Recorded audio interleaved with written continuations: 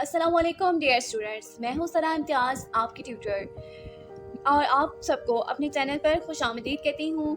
मेरे चैनल पर आपको ना सिर्फ केमिस्ट्री सीखने का मौका मिलेगा, बल्कि उसके साथ साथ स्टडी से रिलेटेड जितने भी प्रॉब्लम्स हैं उनका इजी वे में सोल्यूशन मिलेगा। बिकॉज आई थिंक स्टूडेंट्स जब तक मोटिवेटेड रहते हैं तब तक वो बहुत अच्छा स्कोर करते हैं। जो ही मोटिवेशन ख़त्म होने लगती है वो जल्दी किसी सब्जेक्ट से उगता जाते हैं। और अक्सर केमिस्ट्री के हवाले से भी स्टूडेंट्स का यही ओपिनियन होता है कि केमिस्ट्री वो नहीं पढ़ सकते, बहुत मुश्किल चीज़ है या इसमें अच्छा स्कोर नहीं कर सकते। बट आई थिंक दैट तो मेरी यही कोशिश होगी कि आपको केमिस्ट्री एक तो इसी वे में समझा सकूं और साथ में स्टडी टिप्स भी देती रहूं। ये तो हो गई मेरे चैनल की डिस्क्रिप्शन। तो चलते हैं वीडियो की तरफ। तो सबसे पहली वीडियो जो है वो मेरी केमिस्ट्री से रिलेटेड है, क्लास 9 की केमिस्ट्री है। क्योंकि बेसिक है तो बेसिक हम जो है ना क्लास 9 से ही स्टार्ट करेंगे। क्लास 9 की केमिस्ट्री में टोटल जो है 8 चैप्टर्स हैं, सॉरी। और सबसे पहले चैप्टर का नाम है फंडामेंटल्स ऑफ केमिस्ट्री।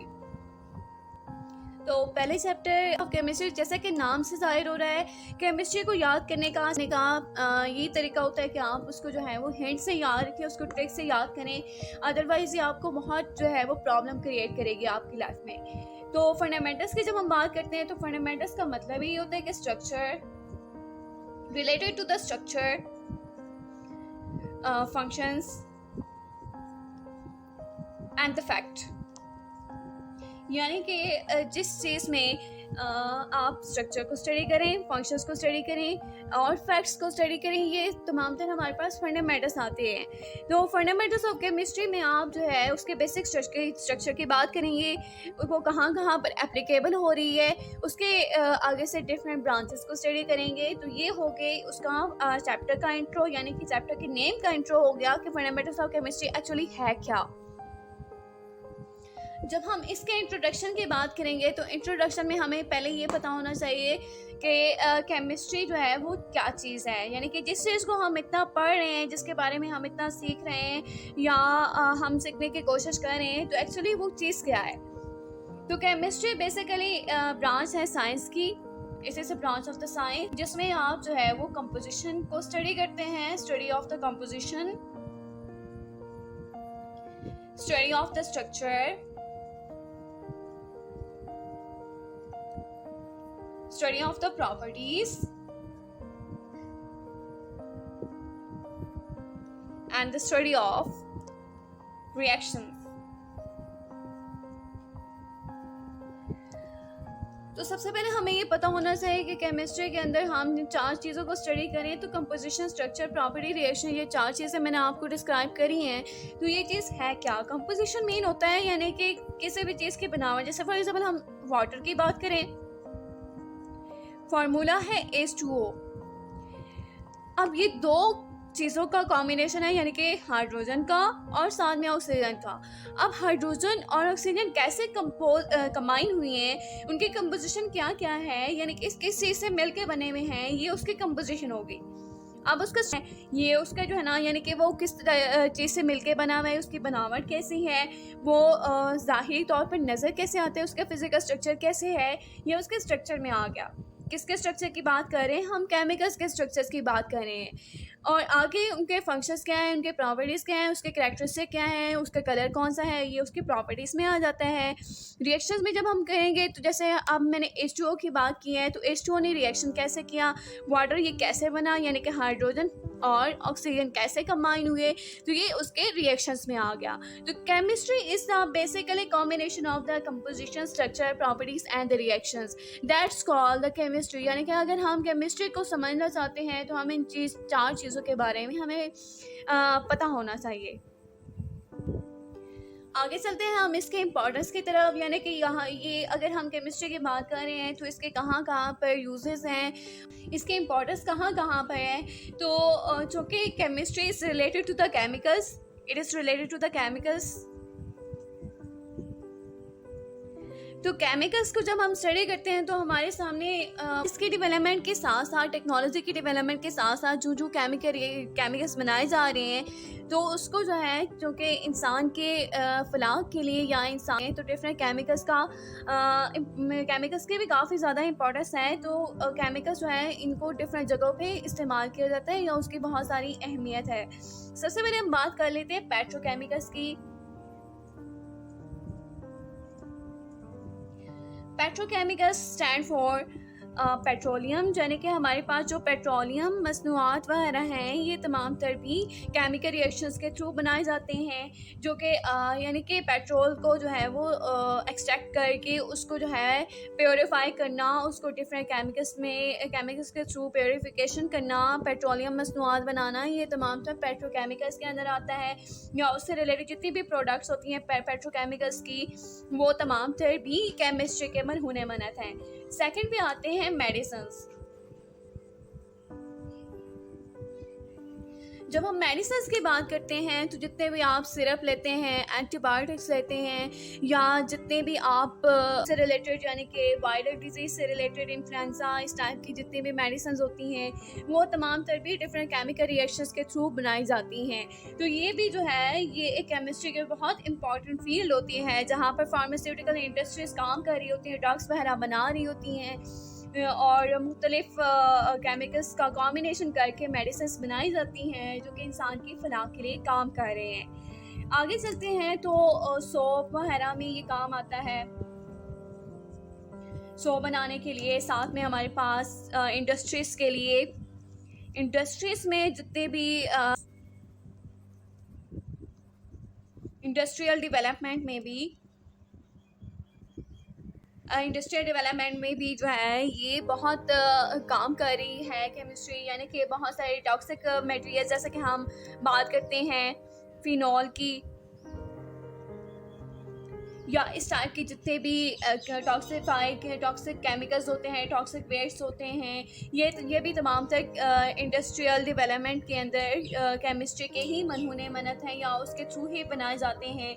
आगे मज़ीद चलेंगे तो उसमें जो हमारे पास है जैसा कि अगर हम पोल्यूशन की बात करें तो पोल्यूशन को कैसे ओवरकम करना है, कौन से ऐसे चीज़ें हैं जिससे जो है पोल्यूशन फ्री एरिया बनाया जा सकता है।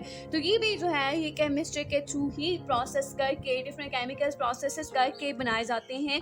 तो chemistry is the very vast subject, not यानी कि अगर हम केमिस्ट्री की बात करें, जो स्टूडेंट्स कहते हैं कि हम केमिस्ट्री में जो है वो आगे क्या कर सकते हैं, तो इसके आगे से डिफरेंट फील्ड्स हैं, डिफरेंट ब्रांचेस हैं जो कि आगे मैं अभी फर्दर डिस्कस करने वाली हूँ।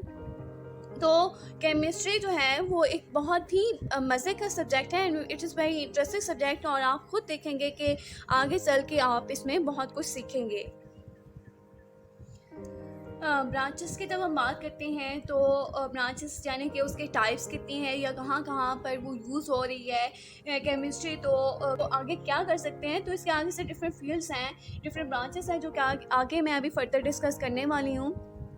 तो केमिस्ट्री जो है वो एक बहुत ही मज़े का सब्जेक्ट है and it is very interesting subject, और आप खुद देखेंगे कि आगे चल के आप इसमें बहुत कुछ सीखेंगे। ब्रांचेस की जब हम बात करते हैं तो ब्रांचेस यानी कि उसके टाइप्स कितनी हैं या कहाँ कहाँ पर वो यूज़ हो रही है केमिस्ट्री, तो केमिस्ट्री का जो है वो बहुत एक वास्ट सब्जेक्ट है। इसके आगे से फर्दर ब्रांचेस भी हैं। तो सबसे पहली ब्रांच जो है वो इसकी फिज़िकल केमिस्ट्री होती है, related to the external structure. अगर आप इन सब ब्रांचेस को याद करना चाहते हैं तो आप इनको हैंड से याद रखें। आप इनके फिज़िकल स्ट्रक्चर्स की बात करते हैं तो फिज़िकल स्ट्रक्चर्स में इनके एक्सटर्नल स्ट्रक्चर की आप बात करेंगे। फिज़िकल स्ट्रक्चर से जिस related to the external structure, तो समझ आ गई होगी कि एक्सटर्नल स्ट्रक्चर की बात करेंगे तो इसके अंदर हम सिर्फ उन चीज़ों को स्टडी करते हैं जो कि आपको बाहर नजर की, वो आपके पास किसके अंदर स्टडी की जाएगी, उसकी फिज़िकल केमिस्ट्री के अंदर। For example it is a relationship between the relationship between the composition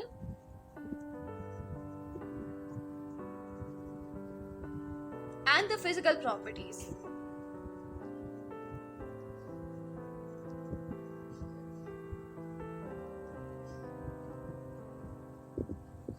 for example हम कहते हैं कि जो डिफरेंट मॉलिक्यूल्स हैं वो किस तरीके से बनाए जाते हैं, उनके फॉर्मेशन कैसे होती है, गैसेस का बिहेवियर कैसा होता अंदर आता है। फॉर एग्जाम्पल हम बात करते हैं फॉर्मेशन ऑफ मॉलिक्यूल्स की।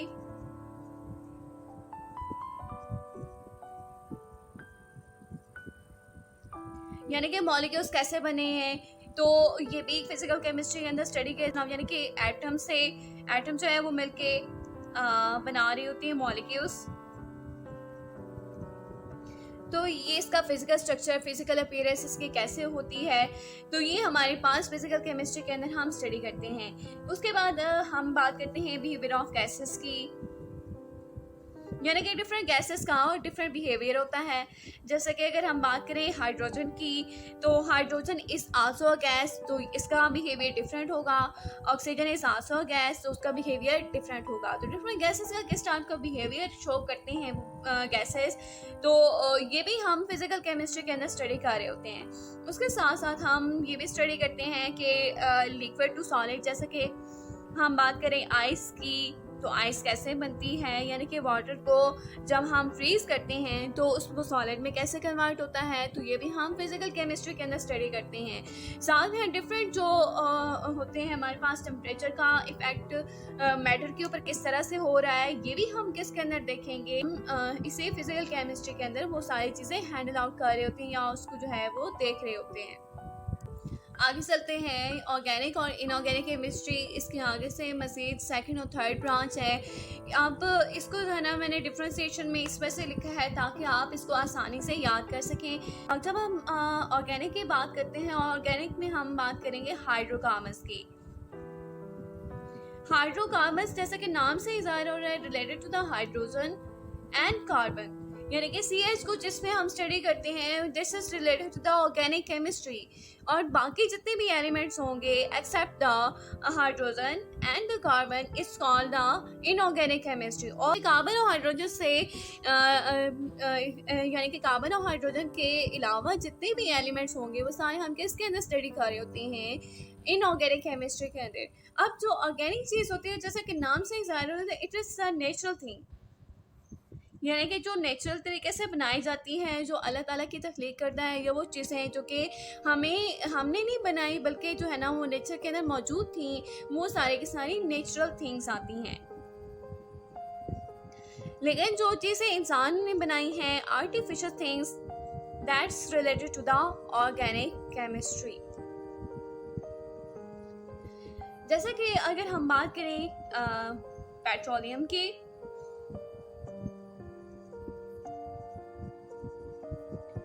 तो ये हमारे पास पेट्रोलियम क्या है, पेट्रोलियम बेसिकली ऑर्गेनिक चीज़ है। लेकिन अब अगर हम इनऑर्गेनिक की बात करें, तो इनऑर्गेनिक के अंदर हम वो चीज़ें देखते हैं जिसके अंदर हमने चीज़ों को सिंथेसाइज करना होता है, डिफरेंट केमिकल प्रोसेसेस करके हमने वो चीज़ खुद बनाई हुई होती है अपने फ़ायदे के लिए। तो जैसे कि बात करें सीमेंट की, सेरामिक्स की, ये सारे के सारी चीज़ें क्या हैं, these are the inorganic things which we have synthesised for our welfare, यानी कि ये चीज़ें हमने खुद बनाई हैं अपने फ़ायदे के लिए। उसके अलावा इनका एक डिफरेंस ये भी हो सकता है कि जो ऑर्गेनिक केमिस्ट्री है या ऑर्गेनिक चीज़ें होती हैं वो लिविंग ऑर्गेनिज्म से एक्सट्रैक्ट की जाती हैं, जबकि इनऑर्गेनिक जितनी भी चीज़ें होती हैं वो सारे के सारे हम लेबॉर्ट्री के अंदर सिंथेसाइज कर रहे होते हैं। उसके बाद नंबर 4 ब्रांच है बायोकेमिस्ट्री, जो कि नाम से जाहिर है। तो bio mean life, chemistry related to the composition and the chemical reactions, that's called the chemistry। अब आप ये सोच रहे होंगे कि बायो का केमिस्ट्री के साथ कैसे लिंक हो सकता है, तो हमारे जितने भी बायोकेमिकल रिएक्शंस हो रहे होते हैं वो भी बायोकेमिस्ट्री के अंदर स्टडी किए जाते हैं। जैसे कि फॉर एग्जांपल हम कहते हैं कि फोटोसिंथेसिस की, photosynthesis is the process of the food preparation in the presence of sunlight, यानी कि आप ये लाइट की प्रेजेंस में जो प्लांट्स अपनी फूड खुद प्रिपेयर कर रहे हैं तो वो किस तरीके से कर रहे हैं। अगर वो ग्लूकोज बना रहे हैं तो ग्लूकोज बनाने के लिए उनको कौन कौन से स्टेप से गुजरना पड़ता है, ये तमाम तर किसके अंदर स्टडी किया जाएगा, बायोकेमिस्ट्री के अंदर। तो ये बायोकेमिकल रिएक्शंस ही हो रहे होते हैं हमारी लाइफ के अंदर। तो जो लाइफ प्रोसेस हम इसके अंदर जो है वो बायोकेमिकल रिएक्शंस, अभी मैंने कहा, साथ में हम डिफरेंट मेटाबॉलिक रिएक्शंस की बात करते हैं। मेटाबॉलिक रिएक्शंस में जो है ना हमारे पास मेटाबॉलिज्म आ जाता है लिपिड्स का, यानी कि लिपिड्स को हम कैसे स्टोर कर सकते हैं या प्लांट्स उसको कैसे स्टोर करते हैं, प्रोटीन्स को जो है वो कैसे अपने अंदर बनाते हैं या उसको कैसे यूटिलाइज करना होता है, साथ में कार्बोहाइड्रेट्स, ये हमारे पास तमाम तर मेटाबॉलिक रिएक्शंस हो रहे होते हैं हमारी बॉडी के अंदर, या डिफरेंट जो ऑर्गेनिजम्स होते हैं उनकी बॉडी के अंदर जो केमिकल रिएक्शंस हो रहे होते हैं वो तमाम तर बायोकेमिस्ट्री के अंदर ही डील किए जाते हैं।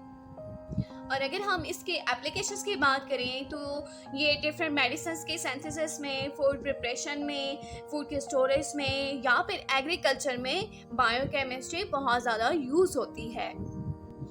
आगे चलते हैं इंडस्ट्रियल केमिस्ट्री की तरफ। जैसा कि नाम से ज़ाहिर हो रहा है कि इंडस्ट्रीज की बात हो रही है, तो industries is related to the manufacture,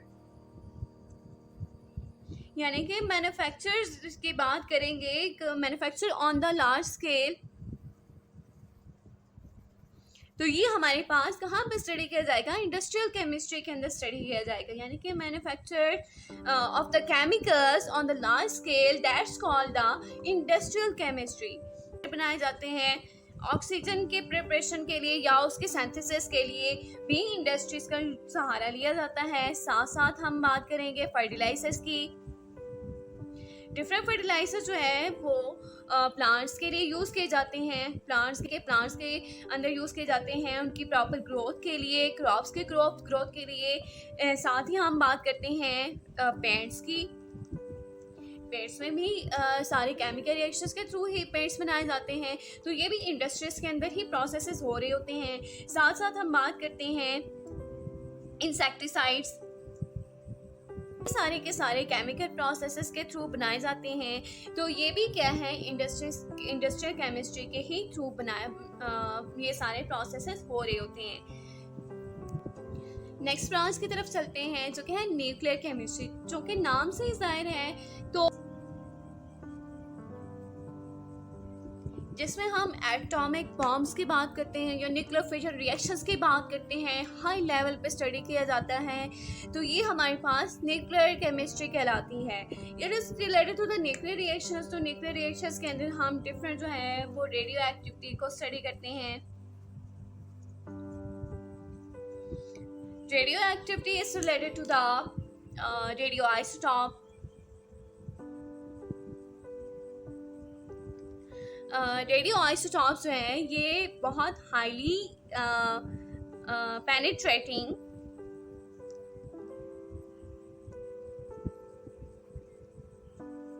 alpha raise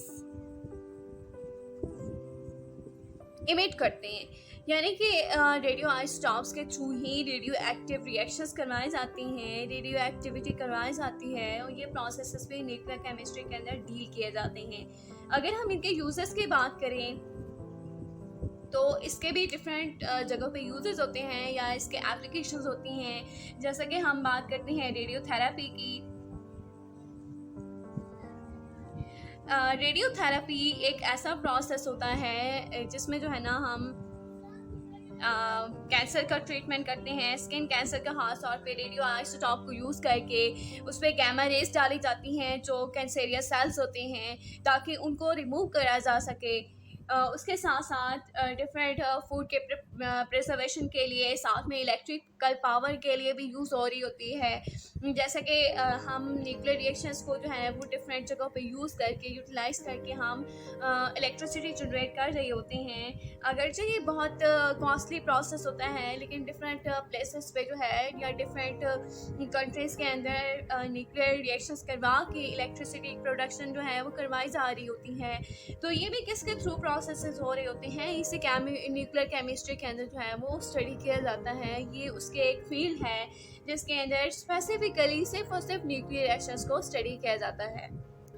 आगे बात करते हैं एनवायरमेंटल केमिस्ट्री की, जो कि एनवायरमेंटल केमिस्ट्री नाम से ज़ाहिर हो रहा है कि रिलेटेड टू द एनवायरनमेंट। तो एनवायरनमेंट हमारे पास abiotic and the biotic components, ये हमारे पास क्या है, दैट्स कॉल्ड एनवायरनमेंट। यानी कि एबायोटिक का बायोटिक के साथ कितना रिलेशनशिप है, बायोटिक का एबायोटिक के साथ कैसा रिलेशनशिप है, ये हमारे पास किसके अंदर स्टडी किया जाता है, एनवायरमेंटल केमिस्ट्री के अंदर स्टडी किया जाता है। अब जो कि हम केमिस्ट्री के अंदर डील कर रहे हैं एनवायरनमेंट को, तो इसके अंदर बेसिकली एप्लीकेशंस की जब हम बात करते हैं तो सबसे पहले एप्लीकेशन इसकी जो है ना पोल्यूशन से रिलेटेड आती है। यानी कि पोल्यूशन जो है वो कैसे कॉज होती हैं या उसके क्या रीजंस हैं, उसको भी एनवायरमेंटल केमिस्ट्री के अंदर डील किया जाता है। साथ साथ उसको जो है ये भी देखा जाता है कि how to overcome the pollution, उसको कैसे जो है वो कम किया जा सकता है, या फिर डिफरेंट केमिकल्स कौन से ऐसे बनाए जा सकते हैं जिनके थ्रू पोल्यूशन को जो है या कम किया जा सकता है, या पोल्यूशन फ्री एरिया बनाया जा सकता है। ये भी सारा का सारा प्रोसेस कहाँ पर होता है, एनवायरमेंटल केमिस्ट्री के अंदर स्टडी किया जाता है या उसको डील किया जाता है। लास्ट इसके ब्रांच जो है वो यहाँ पर है analytical chemistry. Analytical chemistry it is related to the analysis. Units हैं उनको आइडेंटिफाई करने के लिए जो एनालिसिस किए जाते हैं उसको एनालिटिकल केमिस्ट्री कहा जाता है। अब जो एनालिसिस है वो हमारे पास दो तरह का हो सकता है। जब हम क्वालिटेटिव की बात करते हैं तो क्वालिटेटिव मीन यानी कि उसके अंदर हम उसकी क्वालिटी को देखेंगे, और जब हम क्वांटिटेटिव की बात करते हैं तो उसमें हम उसकी क्वांटिटी को स्टडी करते हैं। तो क्वालिटी में यानी कि उसकी कंपोजिशन कैसी है केमिकल्स की, ये क्वालिटी होगी। कितने क्वांटिटी में हमें वो केमिकल रिक्वायर्ड है, या हमें डिफरेंट चीज़ों के सिंथेसिस के लिए कौन कौन से केमिकल रिक्वायर्ड हैं, या कितनी अमाउंट में रिक्वायरमेंट होगी, ये हमारे पास क्वांटिटेटिव एनालिसिस है। तो ये एक बहुत इंपॉर्टेंट ब्रांच होती है केमिस्ट्री के, क्योंकि इसके अंदर एक तो हमने क्वालिटी को भी देखना होता है और क्वांटिटी, दोनों चीज़ों को हमने मद्देनज़र रखना होता है। तो एनालिसिस का मतलब यही होता है कि तजिया करना। तो इसके अंदर जो है बेसिकली तजिया किया जाता है कि यहाँ डिफरेंट केमिकल्स की नोयत क्या है, उनके डिफरेंट स्ट्रक्चर्स कैसे हैं। जैसे कि अगर हम वाटर की बात करें या H2O की बात करें, हाइड्रोजन प्लस ऑक्सीजन, उसने कैसे कंबाइन होना है, उसकी क्वालिटी किस तरह की होनी चाहिए। डिफरेंट केमिकल्स की अगर हमने पेंट सिंथेसिस करनी है, यानी कि अगर हमने पेंट बनाना है तो पेंट बनाने के लिए कितने केमिकल्स कैसे रिक्वायर्ड हो, उसकी नोयत कैसी हो, या उसके अंदर कौन कौन से ऐसे केमिकल्स डाले जाएँ जिसके थ्रू अच्छे कलर्स बन सकते हैं। तो ये तमाम तर एनालिटिकल केमिस्ट्री के अंदर डील किए जाते हैं। तो आज के मेरे इस वीडियो का लास्ट में क्लाइमैक्स है, क्रक्स अगर मैं बताऊं तो अंदर आज हमने पढ़ा इंट्रोडक्शन, उसकी पार्ट्स पढ़ी, उसके ब्रांचेस पढ़ी। ब्रांचेस के अंदर हमने डिफरेंट ब्रांचेस को स्टडी करा, जैसा कि फिजिकल केमिस्ट्री हो गई, organic chemistry, inorganic chemistry, bio chemistry, environmental chemistry, analytical chemistry, nuclear chemistry, industrial chemistry, ये तमाम तरह उसके ब्रांचेस थी। तो डियर स्टूडेंट्स, जब थोड़ा अपने माइंड सेट बनाएंगे कि ये मुश्किल चीज़ है, उसको जो है आसान करने के लिए आप डिफरेंट टाइप के फ्लो चार्ट्स का सहारा ले सकते हैं। आप फ्लो चार्ट बनाएं, जैसे मैंने आपको हिंट्स दिए, यहाँ पर मैंने डिफरेंट की पॉइंट्स बनाए थे, आप उसको देखें। उनके पॉइंट्स को मद्देनज़र रख कर आप अपनी बुक से टैली करके याद करेंगे तो आपको जो है बहुत आसानी से याद होगा। आई होप कि आपको मेरी तमाम के लेक्चर जो है वो समझ आ गया होगा। अगर आपको कोई भी क्वेश्चन होता है तो आप मुझे कमेंट सेक्शन में ज़रूर लिखिएगा, और मज़ीद चलकर मैं आपको मज़ीद आसान से आसान तर केमिस्ट्री सिखाने की भरपूर कोशिश करूँगी। थैंक्स एंड अल्लाह हाफिज़।